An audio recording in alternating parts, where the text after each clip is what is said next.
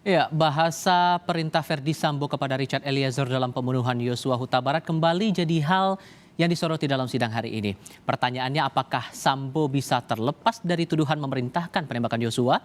Kita terhubung saat ini dengan ahli bahasa forensik dari Universitas Negeri Semarang, Subiantoro. Pak Subiantoro, apa kabar, Pak?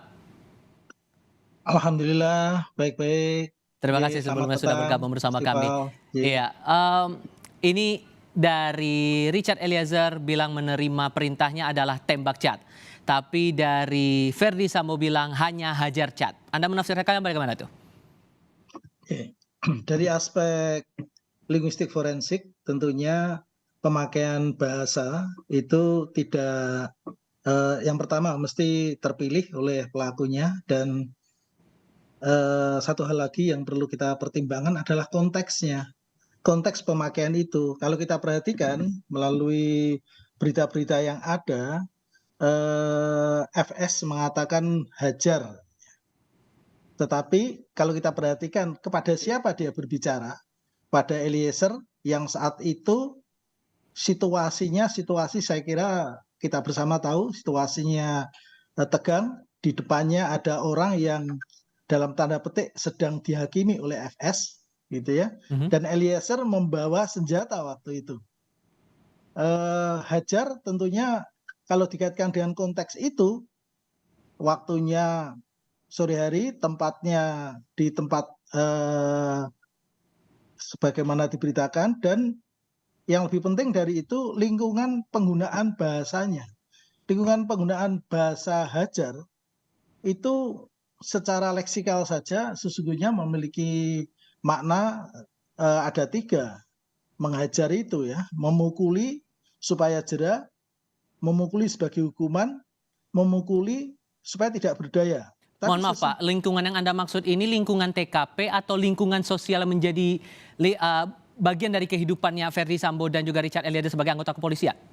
ya betul, tentunya ada dua hal. Hmm. Lingkungan TKP saat itu yang situasinya memang situasi yang dalam tanda petik sudah terencana, dan lingkungan para mitra tuturnya itu. Hmm. Lingkungan penggunaan mereka itu lingkungan di kepolisian yang telah terbiasa mereka gunakan antara Verdi Sambo dan segenap anak buahnya. Kata hajar tentunya memiliki makna kontekstual yang sangat jelas di situ terkait dengan konteksnya ya. Satu sisi ada kepenuhan emosi, di satu sisi yang diperintah membawa senjata, kecuali kalau yang diperintah tangan kosong saja, itu menghajar pasti tidak bisa dimaknai yang lain, kecuali memukul gitu ya. Tapi kalau membawa senjata akan jadi lain. Kemudian di konteks kepolisian, menghajar mungkin bisa maknanya luas sekali, ya, maknanya luas sekali bergantung konteks juga. Itulah yang tentunya harus kita maknai secara lebih komprehensif sesuai dengan konteks pemakaian dari kata hajar itu. Nah, melihat konteks yang itu tadi yang terbilang tidak hanya satu, berarti bisa dikatakan perintahnya ini secara diksinya bersayap begitu maknanya, begitu Pak? Ya, tentunya bisa bersayap. Pemakaian bahasa itu kalau sudah masuk ke konteks, itu menjadi bergantung pada yang menuturkan kata-kata itu, ya. Dan lawan tuturnya bisa memaknai sesuai dengan konteks yang ada.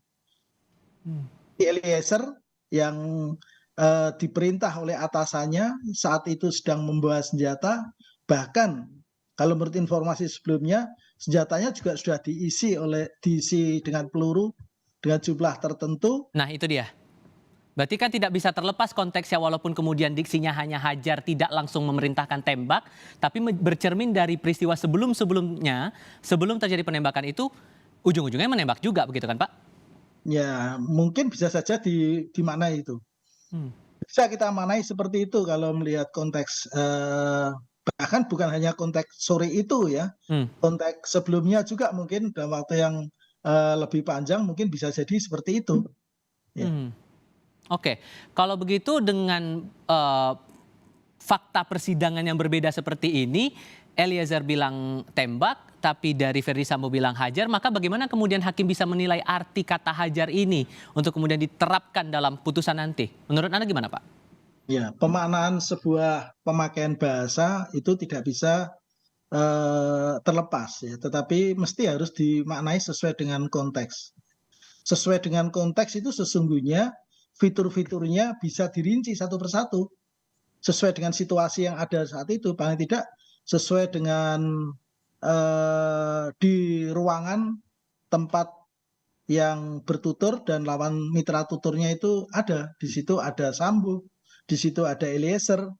Eliezer itu membawa senjata yang dihadapi orang tertentu yang saat itu dalam tanda petik menjadi sasaran mereka semuanya yang ada di tempat itu saya kira bisa kita arahkan ke tertentu maknanya tentunya ya.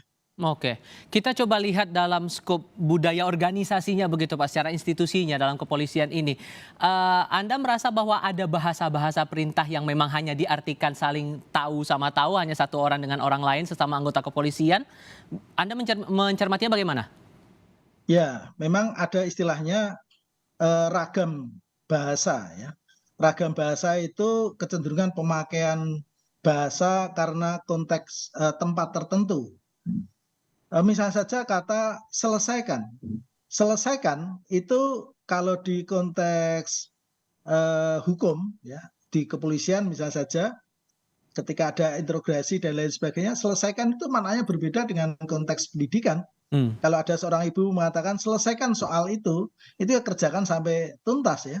Tapi kalau selesaikan terdakwa itu maknanya jadi sangat luas ya. Bergantung kebiasaan yang ada di situ gitu ya. Oke, Itu. tapi akhirnya budaya memberikan perintah semacam itu akhirnya muncul multitafsir antara satu orang dengan orang lain menerjemahkannya beda-beda gitu ya Pak ya? Bisa jadi, ya, bisa jadi. Seberapa Oleh besar karena peluang itu itu Pak kalau menurut Anda?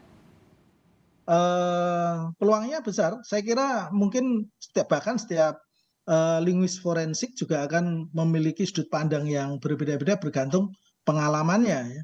Pengalaman dari yang menginterpretasi itu juga memberikan pengaruh pemaknaan, itu yang perlu kita perhatikan itu, Tiffal. Baik, terima kasih banyak untuk perspektif Anda Pak Subiantoro sudah berbagi bersama kami di Kompas TV hari ini. Sehat selalu untuk Anda Pak. Terima kasih.